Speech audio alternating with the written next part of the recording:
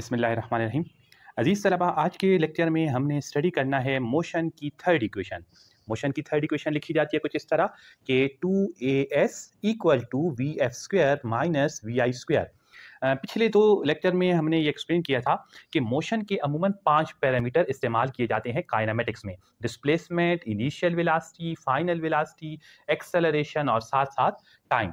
इन 5 parameters में third equation का use कुछ इस तरह से है कि ऐसी तमाम न्यूमेरिकल क्वेश्चंस जिसमें आपको टाइम की वैल्यू का जिक्र क्वेश्चन में ना मिले, यानी इन इन 4 पैरामीटर्स का जिक्र क्वेश्चन में मिले, तो वहां पे यूज की जाती है मोशन की थर्ड इक्वेशन में। इसको आप इस अल्फाज में भी, इन अल्फाज में बयान कर सकते हैं कि third equation of motion shows relation between acceleration, displacement, final velocity, initial velocity without including time. Time के फैक्टर को इसमें शामिल नहीं किया गया। तो इसको भी हम ग्राफिकल मेथड से प्रूफ करेंगे। तो जो ग्राफ प्लॉट करना है, इस बार भी वेलोसिटी टाइम ग्राफ प्लॉट किया जाएगा। वर्टिकल एक्सिस पे वेलोसिटी को रिप्रेजेंट करेंगे यानी वाई एक्सिस पे, हॉरिजॉन्टल एक्सिस पे टाइम को रिप्रेजेंट करेंगे यानी एक्स एक्सिस पे। इनका पॉइंट ऑफ इंटरसेक्शन जो होगा वो कहलाएगा ऑरिजिन।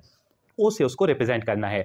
अब टाइम गुजरने से पहले एक ऑब्जेक्ट की इनिशियल वेलोसिटी को हम पॉइंट ए पे रिप्रेजेंट करते हैं ओ ए के साथ। ये वो वेलोसिटी है जब टाइम नहीं गुजरा था।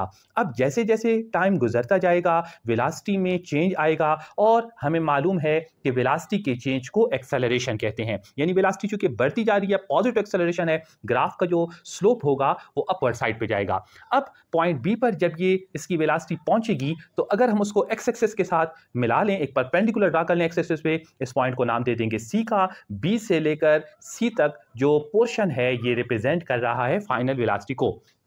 पॉइंट ए को बी सी के साथ भी मिला लीजिए और इस पॉइंट को डिनोट कर लेंगे किसके साथ? डी के साथ रिप्रेजेंट करेंगे। तो शुरू करते हैं इसका प्रूफ। ग्राफ बनाने के बाद सेकंड इक्वेशन ऑफ मोशन में हमने ये देखा था कि इस पोर्शन को कहा जाता है रेक्टेंगल, और जो अपवर्ड पोर्शन है इसको कहा जाता है ट्रायंगल। तो इन दो पोर्शंस के एरिया को हमने फाइंड किया था, बस हमारे पास सेकंड इक्वेशन का प्रूफ आया था। लेकिन थर्ड इक्वेशन ऑफ मोशन में हमने ओ ए बी सी को इकट्ठा स्टडी करना है, रेक्टेंगल और ट्रायंगल को सेपरेट नहीं करना। तो इस इकट्ठे पोर्शन के शेप को कहा जाता है ट्रापेजियम। और हम इस बार स्टार्ट लेंगे प्रूफ का कि अगर हमें डिस्प्लेसमेंट फाइंड करना हो, तो डिस्प्लेसमेंट फाइंड करने के लिए हम यूज करेंगे S equal to area of ट्राइपीजियम।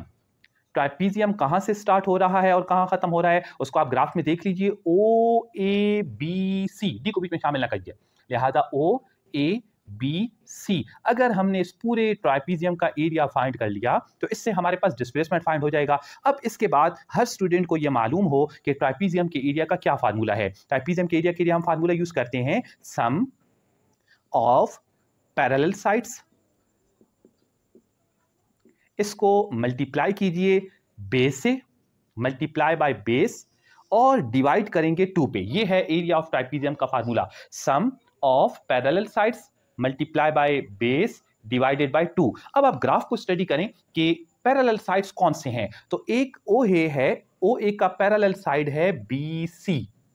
Parallel line की डिफिनीशन ये होता है कि डायरेक्शन सेम हो और वो बेशक मैग्नीट्यूड में एक दूसरे से मुख्तलिफ हों। तो सम ऑफ पैरेलल साइड्स है एरिया ऑफ ट्राइपीजियम के फार्मूले में, बस हमने दोनों पैरेलल साइड्स को प्लस करना है। कहने का मतलब ओ ए और साथ साथ बी सी को प्लस करेंगे, मल्टीप्लाई करेंगे एस इक्वल टू ओ ए प्लस बी सी के बाद इसको बेस के साथ मल्टीप्लाई करेंगे। अब ट्राइपीजियम का जो बेस है वो है ओ सी, तो ओ ए प्लस बी सी लिखकर इसको मल्टीप्लाई करेंगे ओ सी से और फिर डिवाइड कर देंगे किस पर?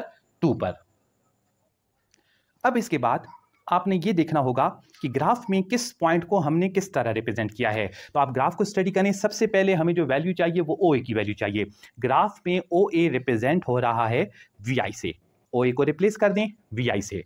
फिर आप खुद ही इसको स्टडी करें कि बी सी, दो पैरेलल साइड से तो दूसरा साइड हो गया बी सी, बी सी की जगह पर पुट कर दें फाइनल वेलोसिटी क्रॉस ओ सी। ओ सी ग्राफ में रिप्रेजेंट हो रहा है टाइम से, ओ सी की जगह पर पुट कर दीजिए टी और डिवाइड बाय 2। ये ट्राइपीजियम के एरिया के फार्मूले से आ रहा है। शुरू में हमने एक बात स्टडी की थी कि थर्ड इक्वेशन ऑफ मोशन में टाइम को एलिमिनेट करना जरूरी है। तो अब यहाँ पे तो टाइम मौजूद है, हमारे आंसर में टाइम मौजूद नहीं है, बस हम टाइम की वैल्यू को फाइंड करेंगे मोशन की फर्स्ट इक्वेशन से। तो यहाँ एक स्टेप लिखना होगा, to find t first equation of motion. First equation of motion कैसे लिखी जाती है? V f equal to v I plus a t, plus we i को इस साइड पे ले आए, माइनस हो जाएगा, equal to a t. T की वैल्यू चाहिए तो ए जो मल्टीप्लाई हो रहा है वो इस तरफ आकर डिवाइड हो जाएगा।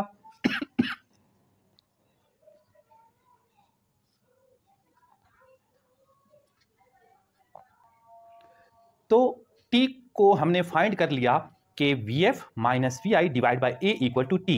अब हम इसको इक्वेशन 2 का नाम देकर टाइम की वैल्यू जो हमने फाइंड किया यहाँ पे पुट कर लेंगे। अच्छा, इधर एक और चीज़ का ख्याल रखें, वी आई प्लस वी एफ है, आप इसकी पोजीशन को चेंज कर लें। पॉजिटिव नंबर में कम्यूटेटिव प्रॉपर्टी अप्लाई होती है, बस आप वी एफ को पहले लिख लें, वी आई को बाद में लिख लें। तो इससे एस का आंसर बनेगा V F plus we I divided by 2, और जो अभी हमने टी का आंसर फाइंड किया, इस टी के आंसर को टी की जगह पर पुट कर देते हैं। तो टी का आंसर हमारे पास आया था V F minus V I divided by A.